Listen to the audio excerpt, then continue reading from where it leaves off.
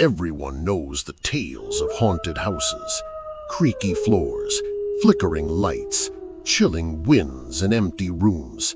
But what happens when the haunting isn't some distant rumor, but something that seeps into your everyday life, making every corner of your home feel alive with the unknown? This is my story of how the ghosts began ghosting my house. It all started innocently enough, with small oddities that could easily be written off as my imagination.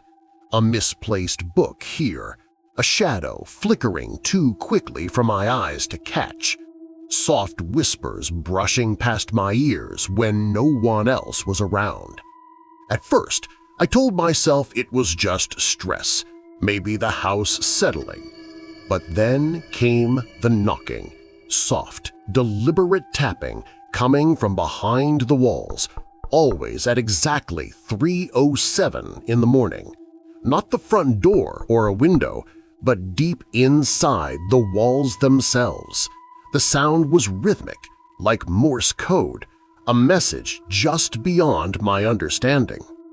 Each night, that knocking grew louder, insistent, like a visitor who would neither leave nor reveal their purpose.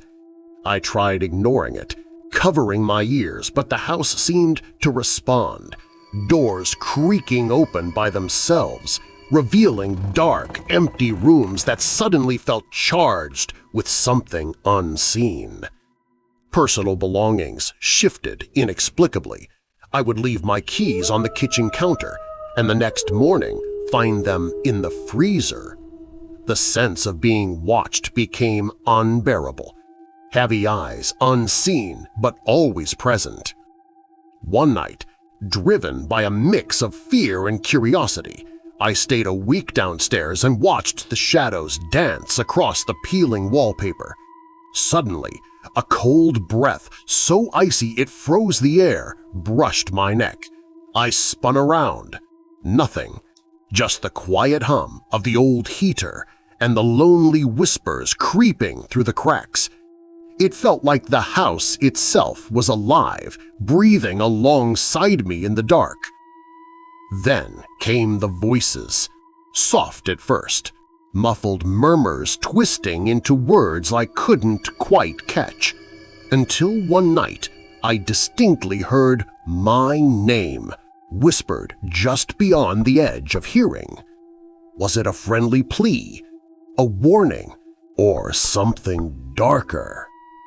The questions multiplied as I delved into the history of this home.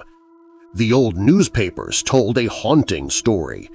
Decades ago, a family vanished without a trace from this very house. Neighbors whispered of strange lights, eerie sounds, and unexplained disappearances. Yet no one ever found the family or understood what had happened. Was it a curse? A tragedy sealed in these walls? Now, decades later, I felt the echoes of their fate. The spirits weren't malevolent, at least I don't think so. It seemed they were trapped, desperate for release, their restless energy saturating every corner of the house. Sometimes the knocking would change patterns, almost like conversation, attempts at communication from another realm. I began to keep a notebook, jotting down every knock sequence and whisper, hoping to crack the code. Some nights, the spirits seemed almost palpable, close enough to reach. I would hear footsteps pacing the floor above me, or the faint sigh of a woman mourning in the hallway. Shadows would flicker at the edge of my vision, disappearing when I dared to look directly. The house felt as if it were a threshold between the living world and something beyond. My own sleep became a battleground. Dreams blended with reality as I awoke to cold touches or the sound of someone softly calling for help. The line between waking and dreaming blurred. I was no longer just a tenant here. I was part of the story, another chapter in the house's long haunted history. Sometimes I tried to rationalize it all. Maybe it was my mind playing tricks, an overactive imagination fueled by late-night fears and old ghost stories. But no explanation fit the facts. The knocking remained precise and unrelenting, the voices too real to dismiss, and the chilling presence impossible to ignore.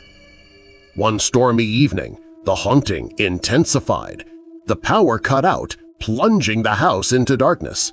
I lit candles and sat in the living room, the flickering flames casting dancing shadows. Suddenly, there was a loud bang upstairs as if something heavy had fallen. Heart-pounding, I climbed the creaking stairs, flashlight in hand, and found nothing except an old family photograph lying face down on the floor.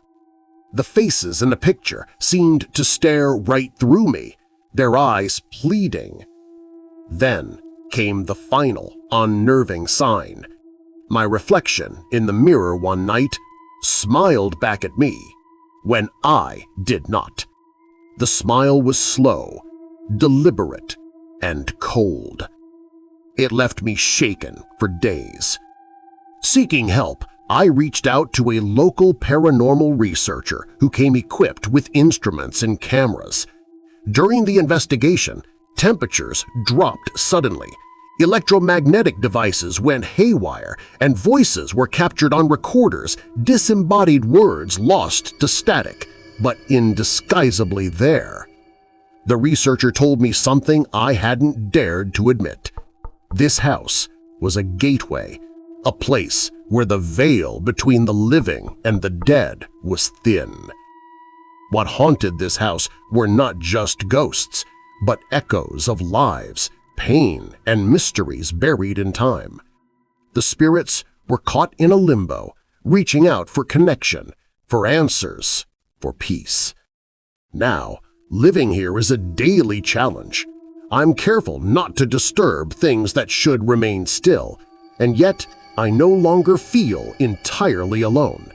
The house's shadows sometimes feel protective rather than threatening, as if the spirits watch over me as much as I watch for them. I've learned to listen, not just to the knocking, but to the silence that follows. If you ever hear mysterious knocks in the dead of night or feel an unseen gaze weighing heavy, do not dismiss it.